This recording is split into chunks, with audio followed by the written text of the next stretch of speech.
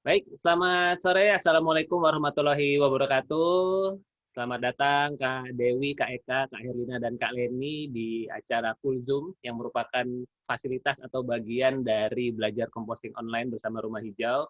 Sebelumnya saya ucapkan selamat dan aplaus dulu buat kakak-kakak semua yang sudah berkenan belajar sampai di level ini. Nah, tidak mudah loh Kak untuk kemudian sampai belajar dan mengukuhkan diri untuk terus-menerus melakukan proses composting hingga hari ini. Terima kasih, saya sangat bersyukur sekali. Jadi melalui kegiatan ini saya jadi ketemu sama teman-teman passion seperjuangan. Nah, jadi saya nggak sendirian, ternyata banyak teman-teman yang ingin dan bersemangat memilah dan mengolah sampahnya, apalagi ternyata di dalam grup batch 2 ini sudah cukup banyak yang sudah praktek sebelumnya gitu. Jadinya kita jadi banyak dapat inspirasi dan senang banget karena ternyata composting ini menjadi sebuah hal yang sudah mulai banyak dilakukan. Jadi memang belajar composting online ini salah satu tujuannya adalah supaya kakak-kakak dan saya sih sebenarnya dapat teman seperjalanan.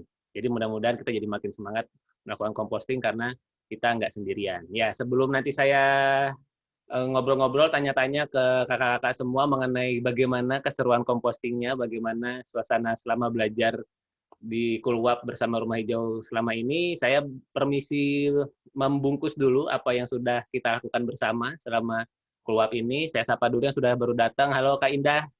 Kak Indah ini dari Gresik. Apa kabar Kak? Suara terdengarkan baik?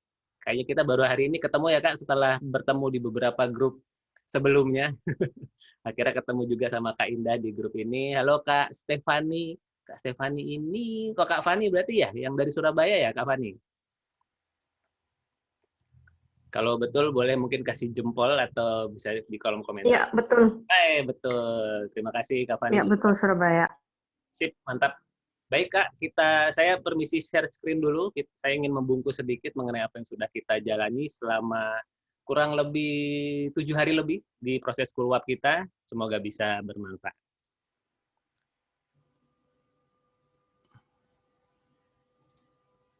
Sebentar, dia ada di...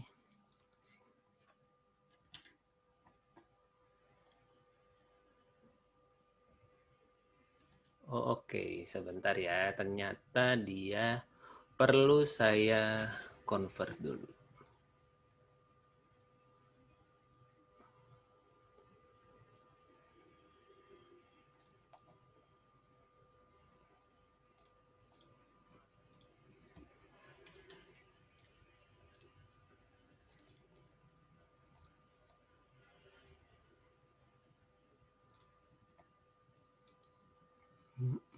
Di sini.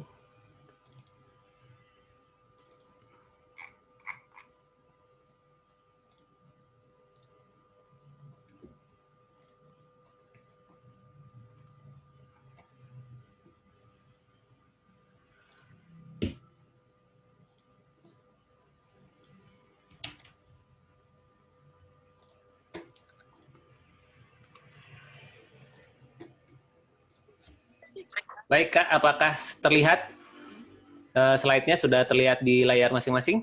Sip ya? Baik, saya mulai saja. Terima kasih sahabat semua sudah hadir di sesi Cool Zoom dari rangkaian belajar composting online bersama Rumah Hijau. Jadi mungkin saya perlu sedikit kasih preview bahwa sebelumnya saya itu mengadakan pelatihan composting online biasanya one on one. Jadi satu lawan satu, terus kemudian saya lakukan proses kulwap dan pendampingan mirip seperti yang ada di grup, hanya sendiri-sendiri. Dan ternyata setelah saya jalani, tingkat keberhasilannya ternyata jauh lebih baik, jauh lebih besar kalau kita melakukannya secara bersama-sama lewat grup, berdasarkan apa yang saya lakukan atau yang saya ikuti di katakanlah program-program pelatihan yang lainnya. Jadi akhirnya saya mencoba membuat sebuah terobosan atau katakanlah modifikasi, inovasi baru, kita bikin model belajarnya nggak cuma one on one deh, modelnya rame-rame sehingga kita bisa saling belajar dari pencapaian satu sama lain. Sebelumnya perkenalkan, saya Andito, saya ayah dari 2 anak yang kebetulan memang sedang menjalani homeschooling. Saya hari-harinya salah satunya adalah sebagai petani. Saya urban farmer. Saya menjalani hari-hari dengan aneka kegiatan yang hijau-hijau. Salah satunya composting dan juga ada instalasi hidroponik di rumah. Domisili saya di Cipinang Muara, Jakarta Timur, dan bersyukur sejak tahun 2017 sudah membantu kurang lebih dari 100 teman, sahabat memiliki instalasi hidroponik dan komposting dan komposter di rumahnya. Jadi itu menjadi salah satu bagian dari keseharian saya. Dan tempat juga melakukan dipercaya gitu ya sahabat semua untuk melakukan sharing dan edukasi di berbagai instansi, ada TNI, di kejaksaan, di sekolah, dan waktu itu pernah bikin workshop juga di PLN dan sebagainya, dan diminta juga ke beberapa perusahaan untuk sharing seputar composting, jadi perusahaannya ingin memberdayakan masyarakat di sekitarnya untuk mau memilah dan mengolah sampahnya, sempat melakukan beberapa kali edukasi di sana, dan baik di dalam maupun di luar kota, jadi pernah membantu yang di Jakarta dan sekitarnya, ini yang paling jauh pernah sampai ke daerah Nusa Tenggara Timur, waktu itu bersama dengan teman-teman dari Bakti Nusantara, ada juga sempat di Pandeglang, di daerah Ngawi juga pernah, dan karena sekarang pandemi, akhirnya kegiatannya lebih banyak dilakukan juga secara daring juga, secara online, jadi ikut sharing berbagi mengenai perjalanan melakukan composting maupun urban farming, dan juga sharing-sharing juga dari sisi bisnisnya, kira-kira peluangnya seperti apa. Dan ini juga beberapa yang pernah saya lakukan, sharing-sharing kepada teman-teman mahasiswa, di salah satunya ini teman-teman Al-Ghifari di Bandung. Jadi teman-teman mahasiswa itu saya ajak untuk kemudian kalau mau menjadi seorang pengusaha itu tidak hanya berpikir profit, namun juga berpikir dampak. Karena setiap usaha niscaya punya limbah. Nah, limbahnya ini diapain? Nah, itu ya saya akan memberikan sebuah insight buat teman-teman di sana. Nah, mari kita masuk, kita bungkus mengenai 8 langkah mudah yang sebenarnya sudah teman-teman lakukan, walaupun di keluar baru ada 7 langkah, nah angka ke-8-nya akan saya simpulkan di sini. Jadi langkah pertamanya teman-teman itu sudah menonton videonya mengenai mindset. Saya ingin memperkuat lagi mengenai mindset ini kepada teman-teman semua, bahwa kalau di Indonesia saja, sekian ratus ribu ton sampah yang dihasilkan per harinya ya teman-teman semua ya, bukan per bulan tetapi per harinya itu sekian ratus ribu ton. Ini aja datanya tahun 2019 sebelum pandemi, apalagi setelah pandemi ketika kemudian mungkin sampah medis meningkat, terus kemudian mungkin sampah efek dari katakanlah belanja-belanja online, itu kan banyak kemasan dan sebagainya, itu niscaya mengalami peningkatan.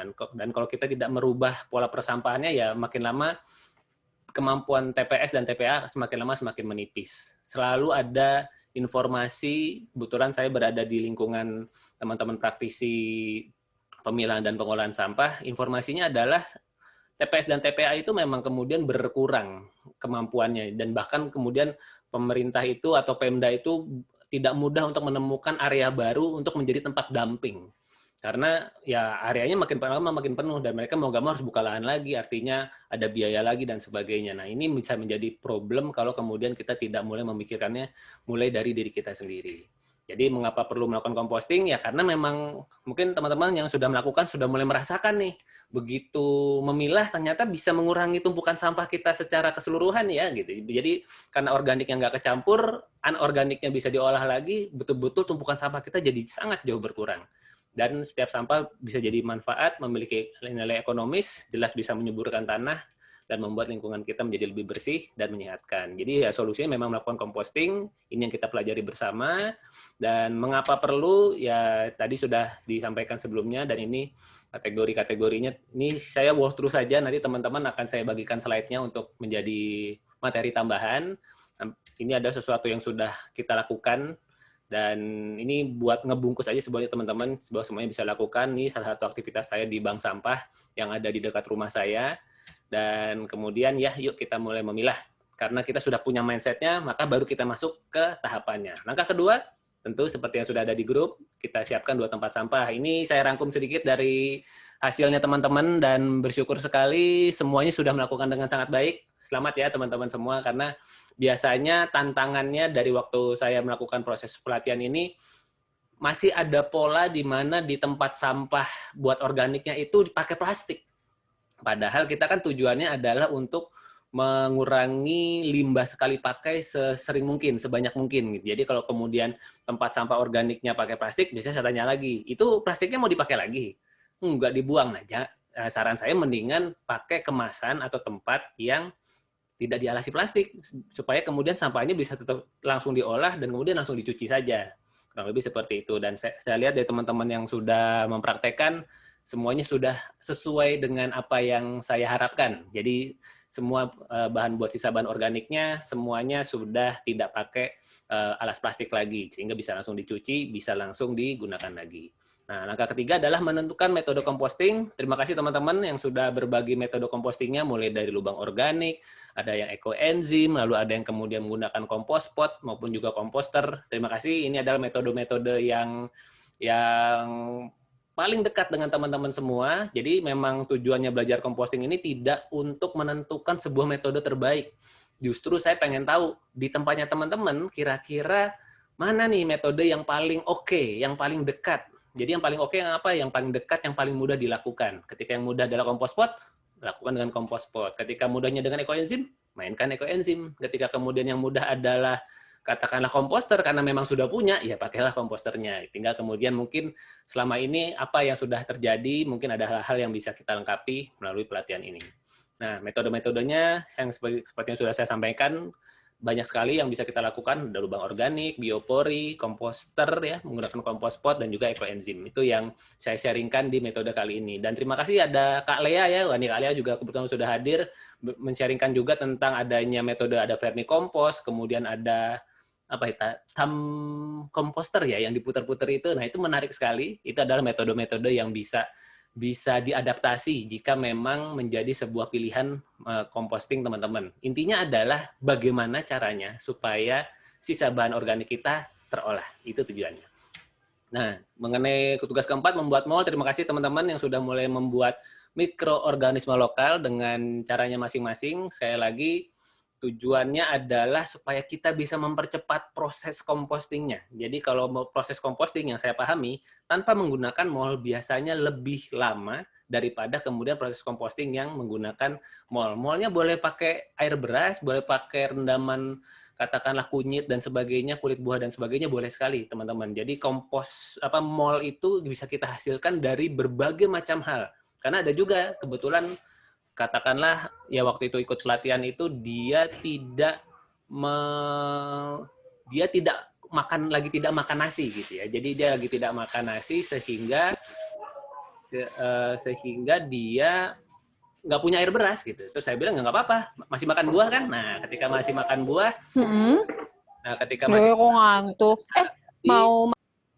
ketika masih makan buah berarti tinggal kemudian si kulit buahnya itu yang kemudian dibuatkan mol. Nah, bedanya apa sih ekoenzim sama mol? Bedanya menurut saya adalah ada di durasi. Kalau kemudian ekoenzim itu durasinya sampai 3 bulan, kalau mol itu cukup 2 minggu saja kita bisa langsung gunakan. Jadi itu hal-hal yang bisa kita gunakan sehingga mol itu adalah sumber yang paling dekat, yang paling baik yang ada di sekitar kita. Ada pertanyaan begini teman-teman ke saya, misalkan, Mas, boleh nggak sih saya pakai M4? Boleh. Terus kalau dibandingkan bagaimana? Nah, jujur ya teman-teman, saya sih lebih suka dengan metode yang paling bisa langsung dilakukan. Nah, kalau misalkan mengenai M4, saya mengibaratkannya begini, M4 itu biasanya adalah organisme atau bakteri yang dikemas di tempat lain. Di tempat lain itu bisa jadi di negara lain. Kadang-kadang M4 itu ada yang impor dari Jepang apa segala macam. Nah, saya membayangkannya begini, bayangkan ada orang Jepang datang ke Indonesia, terus langsung disuguhin rendang, gado-gado, katakanlah mungkin ada gudeg segala macam, belum tentu lidahnya orang Jepang ini terbiasa dengan makanan yang ada di Indonesia. Sehingga mungkin dia bisa mengolahnya, tetapi mungkin tidak seoptimal kalau kita, orang Indonesia sendiri yang menikmati makanan-makanan itu. Nah, kenapa kita disebutnya lokal? Artinya sumber airnya dari rumah teman-teman sendiri, sumber berasnya dari rumah teman-teman sendiri, sehingga si organisme yang lokal ini dia lebih mengenali karakter sampah lokalnya juga gitu. Jadi dengan karakter yang kurang lebih dibesarkan di daerah yang sama, harapannya adalah proses compostingnya pun juga jauh lebih cepat ketimbang menggunakan yang E4 itu sendiri. Itu menurut apa yang saya pahami ya teman-teman semua.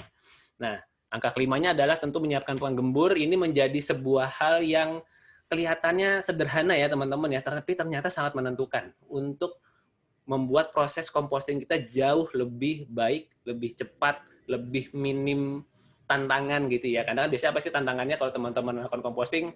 bau gitu ya, atau kemudian ada belatungnya. Nah, itu adalah sesuatu yang pasti terjadi, teman-teman semua kalau melakukan proses composting. Nah, gimana cara kita mengatur, meminimalisir ini? Dengan cara memberikan penggembur. Penggembur adalah material organik yang bisa menyerap air. Terima kasih teman-teman, di sini terlihat ada yang sudah pakai sekam bakar, ada yang pakai sekam, ada yang pakai daun kering. Dan kalau berdasarkan pengalaman saya sih memang serbuk kayu adalah salah satu yang paling cepat. Kalau nggak salah ada yang juga mungkin di batch sebelumnya ya, ada yang kemudian share menggunakan abu gosok gitu. Nah, itu juga jauh lebih cepat lagi kemudian dalam menyerap proses kelembapan yang ada di dalam sisa bahan organik kita. Nah, yang keenam, ini pun juga menjadi sebuah metode yang kelihatannya sederhana, mencacah sampah, tetapi ternyata ini menentukan juga bahwa proses composting kita jauh lebih cepat, lebih baik, hasilnya lebih bagus. Yaitu ketika kita meluangkan waktu 1-2 menit untuk kemudian mencacah sampah kita. Itu membuat hasilnya jadi jauh lebih baik. Jadi terima kasih buat teman-teman yang sudah mencacah sampahnya, dan biasanya pertanyaannya adalah seberapa ini ya ukurannya dari sisa bahan organik yang perlu dicacah. Kalau menurut saya sih nanti makin lama teman-teman semakin sering mengompos, semakin melihat, oh ternyata kalau kulit mangga nih misalnya yang ada di sini itu dicacahnya di ukuran kurang lebih sekian. Tapi kalau misalnya ada apa? Ada bonggol jagung gitu ya. Bonggol jagung ini mungkin bisa sedikit lebih tipis karena nanti ketika hasilnya jadi, ya dia tetap segitu gitu. Karena bonggol jagung, kulit pisang, daun pisang, terus kemudian aneka batang-batangan serai gitu dan sebagainya itu ketika terkompos dia ukurannya tidak terlalu mengecil terlalu jauh gitu. Nah, itu yang bisa kita elaborasi melalui kemudian proses composting yang kita sering lakukan. Misalnya apa? Ada kulit manggis. Kulit manggis itu juga termasuk ketika terkompos ukurannya juga nggak terlalu jauh berubah. Kalau kulit jeruk, nah dia cukup kecil tuh hasilnya. Jadi akhirnya kita tahu kalau kulit jeruk mungkin tidak perlu terlalu kecil-kecil banget gitu. Tujuannya sih sebenarnya lebih menghemat energi ketika melakukan proses composting. Karena ada teman saya yang senang ngompos juga, sampai kemudian keluarganya itu kalau ibunya ini sudah mulai nyacah sampah itu diprotes, mama mau ngapain? Mau nyacah sampah gitu. Oh, terus kenapa emangnya? Iya mama kalau udah nyapa sampah lama gitu kan. Dia ketika ngiris tuh halus gitu, bisa sampai 5 menit, 10 menit, 15 menit sendiri hanya untuk kemudian mencacah sampahnya supaya bisa lebih tercacah dengan lebih kecil gitu. Dan saya lihat ya nggak usah kecil-kecil amat juga gitu, nggak semuanya harus dicacah sehalus itu gitu. Tapi akhirnya itu menjadi salah satu hal yang memang penting untuk dilakukan kalau teman-teman mau memiliki hasil composting yang lebih baik. Dan angka ketujuh, saatnya composting. Terima kasih ya teman-teman. Saya applause banget ya buat teman-teman yang sudah praktek dan sudah setor gambarnya di sini. Jadi di sini ada Kak Indah ya yang dari Gresik ini sudah melakukan proses composting, dimasukkan ke dalam komposter. Ada Kak Gema yang menggunakan metode lubang organik, lalu ada Kak Lina yang kemudian menggunakan metode yang juga kok nggak salah kompospot juga atau komposter ya, saya nggak ada gambar komposnya di sini. Lalu ada Kak Dewi menggunakan komposter, ada Kak Herlina yang menggunakan kompospot. Terima kasih kakak-kakak semua sudah melakukan, dan itulah composting. Intinya melakukan. Kalau dapat teorinya aja mudah, karena teman-teman googling pasti banyak tuh teorinya di internet. Pertanyaannya teman-teman sudah melakukan belum? Nah, di grup ini saya sih berharapnya teman-teman setidaknya sudah pernah melakukan, mumpung kita masih bisa belajar bareng di grup yang sama, karena grup ini dalam waktu 30 hari ke depan setelah Kulzum ini akan waktunya dibubarkan. Tujuannya apa? Buat teman-teman biar bisa mandiri sendiri. Tapi buat teman-teman yang sudah berhasil melakukan sampai di langkah ketujuh ini, saya akan mengundang teman-teman untuk masuk ke grup saya yang satu lagi. Saya punya grup Sahabat Rumah Hijau namanya, isinya teman-teman yang saya pernah bantu punya komposter, saya bantu untuk pasang instalasi hidroponik, lalu kemudian dari grup-grup pelatihan composting sebelumnya yang kemudian berhasil saya masukkan di situ supaya kita bisa belajar bareng. Tapi ya memang khusus buat teman-teman yang sudah praktek. Jadi kalau yang belum praktek, mohon maaf ya, mungkin kebersamaan kita di grup cukup sampai 30 hari ke depan. Makanya dimanfaatkan nih teman-teman. Kalau menurut teman-teman support system berupa grup ini dianggap sebuah hal yang penting, artinya kita bisa saling menginspirasi bersama-sama, yuk diselesaikan tugasnya supaya nanti bisa saya undang ke grup selanjutnya. Nah, saya sendiri mau sharing sedikit mengenai perjalanan composting saya. Ini komposter saya ini teman-teman, mungkin 6 tahun yang lalu, 5-6 tahun yang lalu masih mulus. Si komposter saya masih meling-meling waktu itu saat dibawa oleh mentor saya, Mbak Wildayanti. ketika saya pengen mengolah sampah saya, terus beliau datang membawakan komposter ini, dan dari sanalah perjalanan ini dimulai sampai di titik ini di mana saya kemudian punya rasa percaya diri untuk berbagi apa yang sudah saya lakukan. Karena ternyata composting itu ketika dilakukan tidak serumit yang dibayangkan. Ya tentu ada tantangannya, ada prosesnya, tapi saya jadi mengerti apa yang perlu dilakukan sehingga akhirnya saya bisa menghasilkan pupuk cair, saya kemudian bisa mendapatkan hasilnya dan sebagainya. Sama teman-teman saya awalnya juga waktu mencacah sampah ya pakai talenan dan pisau seperti itu. Baru pakai gunting tanaman itu baru agak-agak belakangan aja setelah lama banget ya kalau nyacahnya begini gitu. Tapi akhirnya saya lebih banyak pakai gunting tanaman. Nah, waktu itu saya pakai molnya itu, jadi Mbak Wilda itu datang dengan sepaket ada kayak semacam botol isinya tuh mikroba yang dicairkan dulu baru kemudian dia dimasukkan ke dalam sampah. Terus kemudian saya tambahkan penggembur, waktu itu juga dibawakan seperti abu gosok seperti itu. Jadi sudah kombinasi antara abu gosok, abu apalagi gitu. Ya udah tinggal ditaburkan saja pada saat itu. Saya masukkan ke komposter nih. Komposter saya kurang lebih penampilannya atau penampakannya seperti itu, dan kemudian dipanen dalam waktu 10 sampai 14 hari. Saya dapat pupuk cairnya, teman-teman semua. Saya dapat pupuk cairnya dan kemudian pupuk padatnya juga dapat. Jadi kebetulan komposter saya punya pintu samping, sehingga saya bisa manen dari samping. Jadi first in, first out. Jadi saya hanya cukup punya satu komposter untuk saya pakai selama ini. Sampai hari ini, ya inilah metode composting saya. Plus ada lubang organik, plus ada compost pot juga. Kadang-kadang kalau lagi ingin mencoba metode lain, atau lagi penuh komposternya dan lagi load masaknya di rumah tuh lagi banyak gitu. Jadi kemudian ini yang saya lakukan ketika sudah lebih dari 10 hari, ya udah bisa dipanen seperti ini, dapat pupuk cair, dapat pupuk padat. Plus mengenal metode ekoenzim, akhirnya semua kulit buah, kulit-kulitan, pokoknya aneka yang kulit buah-buahan itu saya olah menjadi ekoenzim dan menjadi bahan yang sangat bermanfaat untuk kebutuhan dapur saya. Biasanya saya gunakan buat ngambil minyak di kompor tuh, Kak. Jadi teman-teman istri saya tuh senang banget sama ekoenzim ini karena dia bisa ngambil minyak di kompor gitu. Biasanya kan pakai mungkin ada semprotan-semprotan apa gitu ya, ada merek-merek tertentu atau mungkin pakai sabun cuci piring. Nah, ekoenzim ini ternyata bisa dipakai untuk itu dan enak banget. Karena apa? Menyisakan aroma segar. Jadi ekoenzim itu kalau prosesnya benar kan dihasilkannya kecut segar gitu, Kak. Nah, itu bisa kemudian langsung diambil.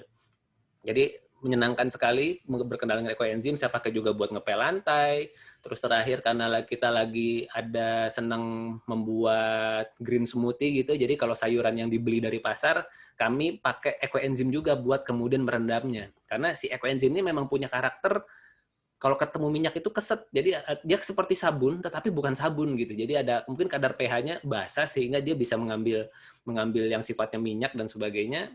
Dan itu bisa kami lakukan terhadap sayur-sayuran kami juga. Jadi ekoenzim ini banyak banget fungsinya. Nah, apa langkah ke-8-nya? Ternyata angka ke-8-nya yang ngulangin lagi kakak-kakak semua. Sesimpel itu gitu. Jadi setelah 1 sampai 7 dilaksanakan, ke-8-nya ada diulangi lagi. Udah gitu aja. Terus menerus, dan buat saya pribadi saya sudah menjalani proses ini mau jalan 6 tahun, dan itu yang terus saya lakukan. Jadi kalau teman-teman lihat saya sharing tentang apa yang saya kompos hari itu, ya itulah yang saya lakukan sehari-hari. Gitu. Dan saya bersyukur sekali mengenal metode ini karena akhirnya tempat sampah saya yang di depan, walaupun ya teman-teman, walaupun katakanlah ada kendala di mana mobil petugas kebersihan itu tidak mengambil, ibaratnya mau sampai seminggu 2 minggu mereka mogok atau karena suatu dan lain hal, saya tidak ada masalah gitu. Karena apa? Tidak ada sampah dapur di situ. Jadi sangat menyenangkan sekali melakukan proses composting ini. Nah, ini sedikit sharing saja. Jadi hasilnya ya, hasil dari pupuk-pupuk tadi itu, pupuk cair, pupuk padat itu, saya berkebun di rumah saya secara organik. Ini kebetulan ketika di lahan sebelah itu masih boleh dipakai oleh yang punya gitu, daripada bertumbuhan tanaman liar, boleh kok dipakai gitu. Ya udah saya gunakan buat berkebun saja. Nah, semua yang ada di sini saya hanya pakai media tanam yang dari tukang tanaman plus pupuknya dari hasil komposter tadi, sahabat semua. Jadi ya pupuk cairnya dipakai disemprotin di situ, si pupuk organiknya ya udah dicampurin sama media tanam. Hasilnya seperti ini. Saya jadi bisa berkebun di lahan saya sendiri. Nah, ini tadi kan ada lahannya. Yang kalau nggak ada lahan gimana ya? Saya pakai polybag. Nah ini hasilnya seperti ini, bisa jadi seperti itu gitu. Jadi bisa nanam selada sendiri, nanam aneka sayuran sendiri gitu. Dan ya ini ketika tadi kan pas nanamnya ya, nah ini pas panennya wah kurang lebih begini. Nah ini menyenangkan sekali bisa kemudian ya panen, ya kemudian menyaksikan bertumbuh, anak-anak juga melihat prosesnya dan sebagainya. Dan ya tentu ujung dari menanam ya kita panen gitu. Jadi panen ini adalah kemudian sesuatu yang sangat menyenangkan sekali.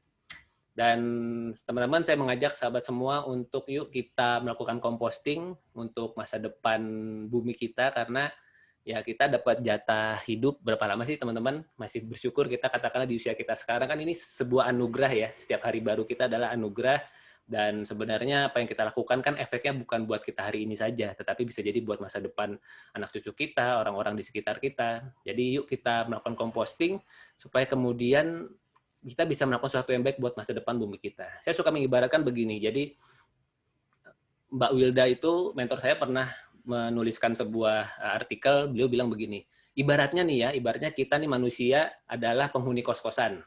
Jadi kita tinggal di sebuah kos-kosan, tapi kemudian kita setiap hari itu di kos-kosannya kita nyapu, kita bersih-bersih selasar, kita pokoknya melakukan hal yang sifatnya bersih-bersih di tempat tinggal kita bersama. Kira-kira pemilik kosnya gitu, ibu kosnya atau bapak kosnya melihat apa yang kita lakukan, menandai kita nggak sih sebagai kemudian anggota kos yang peduli kebersihan? Mungkin nggak kalau kemudian ketika ada sebuah rezeki datang berlebih ke ibu kosnya, salah satu yang diingat duluan kita, gitu. Kak Herlina aja deh gitu, atau kemudian sama Kak Leni aja deh, itu apa maksudnya nih, saya punya kue lebih nih, kasih ke Kak Leni deh gitu. Karena apa? Mungkin orang yang melakukan kebaikan dulu yang kemudian diingat duluan untuk ketika rezeki itu datang gitu. Walaupun kemudian tentu semuanya bisa dapat rezeki ya, karena kan tentu Tuhan Maha Kaya, Maha Adil, tapi kan keadilan itu juga tergantung seberapa kita melakukannya kan. Nah, siapa tahu teman-teman dengan kita melakukan proses composting ini, kita bukan hanya mendapatkan kebahagiaan bisa berkontribusi baik buat lingkungan kita, tetapi juga menjadi berkah kebaikan buat diri kita sendiri. Demikian sahabat semua, ini yang mau saya sampaikan sebetulnya di sesi pertama. Nanti akan ada sesi kedua, yaitu sesi tanya-jawab, ngobrol-ngobrol santai seputar composting ini. Ini media sosial saya, mungkin teman-teman mengenalnya lewat Instagram, lewat WhatsApp.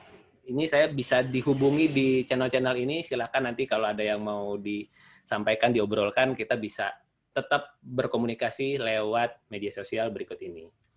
Dan saatnya kita ngobrol-ngobrol. Oke, terima kasih. Demikian teman-teman semua, semoga bermanfaat apa yang saya sampaikan. Kalau ada yang mau di-sharingkan, ternyata sudah rame. Tadi kita barunya cuma berlima aja, ternyata sekarang sudah ber-10 sama saya. Baik, silakan yang mau bertanya bisa langsung open mic atau yang mau sharing. Sebetulnya sih saya mau tanya dulu deh untuk Kak, sebelum sharing pertanyaan, saya mau tanya dulu. Langsung deh ke Kak Herlina dulu. Kak Herlina, apa tantangan terbesar atau apa pendapat atau kesannya Kak Herlina selama melakukan proses composting selama seminggu ini? Silakan Kak. Ini apa namanya, dari materi yang dibagi Kak Andri juga saya banyak dapat pengetahuan yang baru ya. Saya sebelumnya tertarik dengan composting ini setelah baca satu buku sih, yang apa, Rumah Minim Sampah, itu kan hampir sama itu sharingnya, mulai dari mindset dulu, dan setelah melihat dari baca dari buku itu, oh ternyata apa ya, saya ini koknya jadi salah satu yang buat yang mau musibah nanti nih di bumi. Nah, dari itu saya mulai tertarik nih composting nih. Udah nyoba-nyoba sih kemarin itu kan, tapi metodenya hanya pakai ember aja kemarin itu, ember saya apa, lalu saya mendapat infonya kan, jadi ada sampah sampah apa ya bahasanya ya, sampah organik lalu ditutup dengan apa ya, kayak tanah gitu ya, tanah atau daun atau apa seperti itu kan. Sudah saya kerjain nih. Nah, ternyata hasil akhirnya itu agak basah. Lalu saya coba lagi nih yang metode Kak Andi ajarin dengan pakai pot. Nah ini udah lagi dicoba pakai pot, dan hasilnya belum tahu sih, baru 2-3 hari kan. Besok tahu ya hasilnya kan? Bagaimana. Besok diintip, nanti dilaporkan di grup ya, seperti apa hasilnya setelah kemudian 3 hari tersimpan di dalam kompos potnya. Hanya gini kan, tadi kan saya ini nggak ngubek-ngubek nih, coba-coba nih ngelihat nih. Ternyata apa ya, sampah organiknya itu kok kayaknya masih udah dicacah kan, tapi masih bentukannya itu masih ya sama seperti sebelum sama seperti di asalnya lah begitu kan. Mungkin apa pencacahnya kurang kecil atau gimana ya, apa kan kata Kak Anjir kan dalam 10 hari juga udah bisa nih kalau yang kompos pot. Nah, saya jadinya ragu nih apa benar atau salah atau kurang saya ngasih molnya atau gimana. Saya takutnya jadi terlalu basah kayak yang saya simpan di dalam ember itu. Itu sih. Itu terlalu basah jadi karena embernya kan nggak ada lubang sama sekali, bukan kompos pot sih, ember aja gitu kan. Nah, jadi basah banget gitu. Itu gimana lah, ada solusi nggak ya dikasih masukan? Kita tampung dulu pertanyaannya ya, saya sambil tanya ya. yang lain. Terima kasih. Terima kasih, Kak Andi. Tangan dulu buat Kak Irina sudah melakukan praktek kompos pot. Berarti bisa dibilang usianya baru sekitar 3 harian ya, Kak, sebenarnya ya? Iya, 3 harian. Tapi baru dilihat itulah tadi ngelihatnya kok belum bercampur ya, apa salah di mana atau gimana gitu kan? Nah, nanti kita jawab. Sekarang iya, makasih. Kak Leni dulu. Halo Kak Leni, gimana perjalanan mengomposnya selama beberapa hari ini setelah belajar composting online bersama Rumah Hijau? Silakan. Aku ya. Lancar-lancar saja.